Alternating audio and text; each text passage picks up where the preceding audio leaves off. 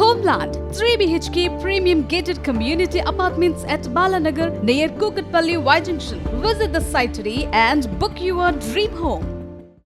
RTC కార్మికుల సమ్మె మూడవ రోజు చేరుకుంది. నల్గొండ బస్టాండ్ ఎదుట ఆర్టీసీ నాయకులకు మద్దతుగా బీఆర్ఎస్ మాజీ ఎమ్మెల్యే కంచర్ల భూపాల్ రెడ్డి మద్దతు తెలుపుతున్నటువంటి పరిస్థితి కనిపిస్తుంది. నిన్న ఏదైతే నర్సంపేటలో ఆత్మహత్యకు పాల్పడ్డాడో శంకర్ గౌడ్కి ముందుగా నివాళులు అర్పించి కూడా మొత్తం ఇవాళ రాష్ట్ర వ్యాప్తంగా కూడా కార్మికులు ఆందోళన వ్యక్తం చేస్తున్నటువంటి పరిస్థితి కనిపిస్తుంది. వరుసగా కూడా ఆత్మహత్యలకు పాల్పడవద్దని కూడా కోరుతున్నటువంటి పరిస్థితి కనిపిస్తుంది. నిన్న క్యాబినెట్ భేటీలో కూడా ఈ అంశాన్ని చర్చకు తీసుకోవడం జరిగింది. వాళ్ళంతా చర్చలకు పిలుస్తాం, అన్ని విధాల అండగా ఉంటామని కూడా ప్రభుత్వం చెప్తున్నటువంటి పరిస్థితి కనిపిస్తుంది.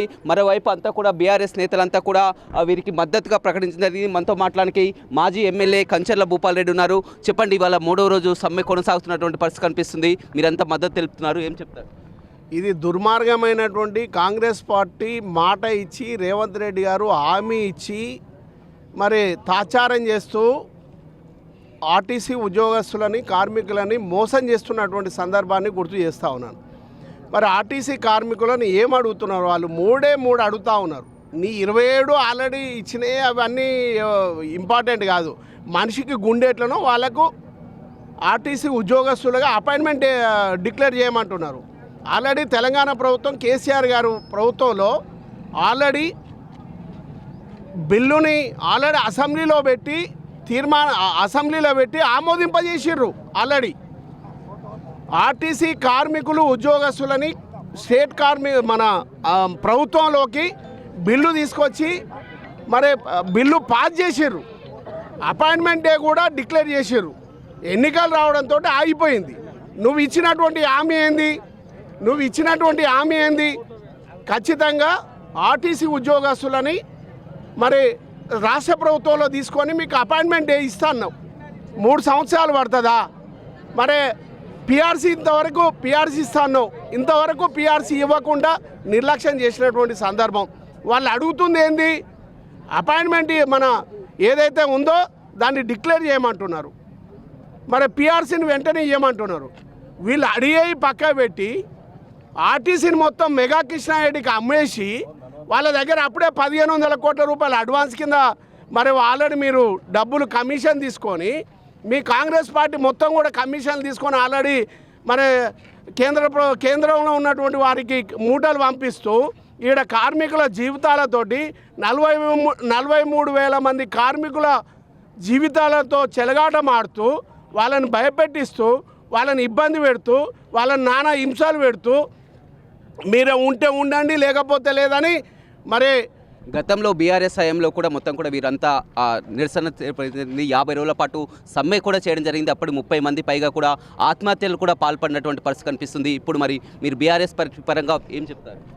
ఆ రోజు ఒక్కరిద్దరి స్వార్థ ప్రయోజనాల కోసం ఆ రోజు ఉన్నటువంటి కాంగ్రెస్ పార్టీ బీజేపీ పార్టీకి సంబంధించినటువంటి ఒక్కరిద్దరు వారి ప్రయోజనాల కోసం అందరినీ రోడ్డు మీదకి తెచ్చినటువంటి సందర్భం. కేసీఆర్ గారి నాయకత్వంలో ఆర్టీసీకి సంబంధించినటువంటి ఉద్యోగస్తులకు పిఆర్సీ 44% ఇచ్చి వాళ్ళ జీవితాల్లో మార్పు తెచ్చినటువంటి వ్యక్తి కేసీఆర్ గారు.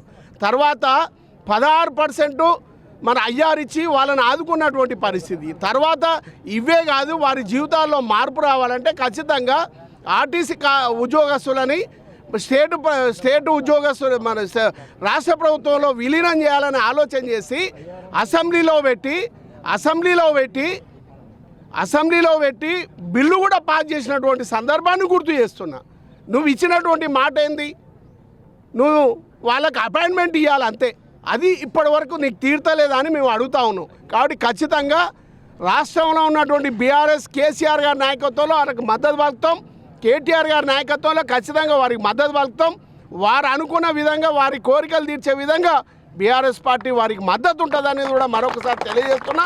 కాబట్టి కార్మికులు కానీ ఉద్యోగస్తులు కానీ ఎక్కడ కూడా ప్రాణత్యాగం చేయకుండా ఈ కాంగ్రెస్ పార్టీ పైన సమరం మొదలుపెట్టండి. మన పోరాటం చేద్దాం, సాధించుకుందాం.